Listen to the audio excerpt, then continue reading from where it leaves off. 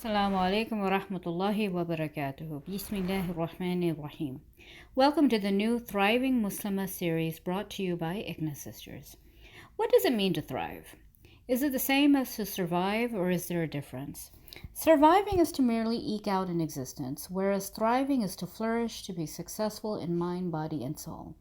Any human being will endeavor to survive, but to thrive is the hallmark of what it means to be a Muslim.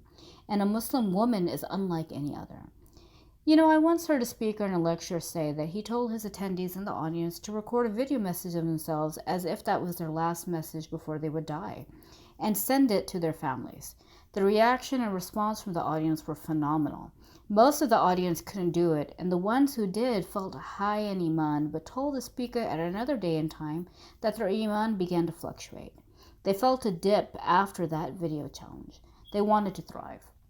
What I want to talk to you about is not the pursuit of balance, which is an overwhelming survival mechanism, but the restoration of balance, the art of balance rejuvenation, and to realize this is a lifelong mission and goal, thriving. Part of the issue of not understanding balance properly is that we have limited ourselves to one label and identity. If I'm a working woman, for example, and I work 8 hours a day, 5 days a week, that doesn't mean that's the only thing on my mind. I may have a house to run, elderly parents to look after, my own health issues, etc. Where is that equilibrium? What is the perfect moment where I am doing everything right? We are made up of so many identities and cannot afford to neglect even one of those. We need to know our priorities because then balancing becomes a whole lot easier.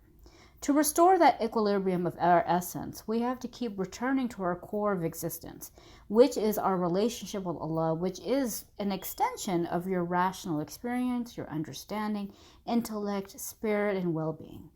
Now, how do you achieve this balance? We have to use what we are given of this dunya to attain the akhirah, pure and simple. And opposing that balance produces disturbances in our life and results in loss in the akhirah.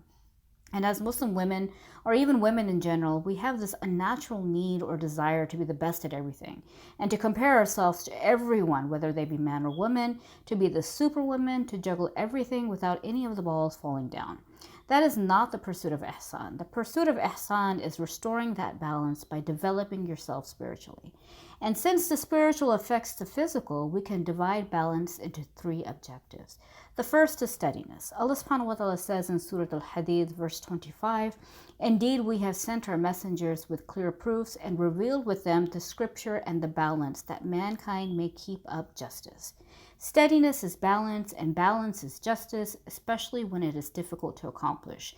There was a story of Umar ibn Abdul Aziz, who was corresponding with one of the governors of Khorasan, and that governor was saying that the people of Khorasan have become so rebellious that they are fit for nothing but the lash of the sword. But Umar ibn Abdul Aziz responded by saying what they are fit for is to receive justice and their rights, so enact that among them. The second objective of balance is stability. And every day in our life, we pray to Allah subhanahu wa ta'ala to bless us with balance, which in turn gives stability. Ihdina sirat al-mustaqim. Set us on the straight path. And this straight path, or sirat al-mustaqim, can only be there if you are determined to be stable. And that stability on sirat al-mustaqim must be maintained. The Prophet ﷺ said in the Tirmidhi hadith that Allah subhanahu wa ta'ala declared, "O son of Adam, were you to come to me with sins nearly as great as the earth, and were you then to face me, ascribing no partner to me, I would bring you forgiveness nearly as great as it." The third objective of balance is equality. And we understand this, that good and evil can never be equal. Truth and falsehood aren't the same, and it may seem strange at times, but equality in the Islamic sense is to do so much more good than the wrong you received. And Allah subhanahu wa ta'ala says in Surah Al-Fussilat, verse 34, to repel evil with what is better. And if you go back to the story of Umar ibn Abdul Aziz, he was actually the great-grandson of Umar ibn al-Khattab radiallahu anhu. And his grandmother at that time, before she was married, was a young woman who refused to be a part of injustice by mixing up the milk with water. She repelled evil with good. And countless Muslim women of the past have played an active role side by side with the men, not in competition because they were men, but because in pursuit of ihsan. And as a result of that, the Muslim community was happy to entrust matters of the greatest religious responsibility to women, who, as sisters to men, were of equal footing in the sight of Allah. And lastly, finding moments of self discovery can lead to balance with our own lives.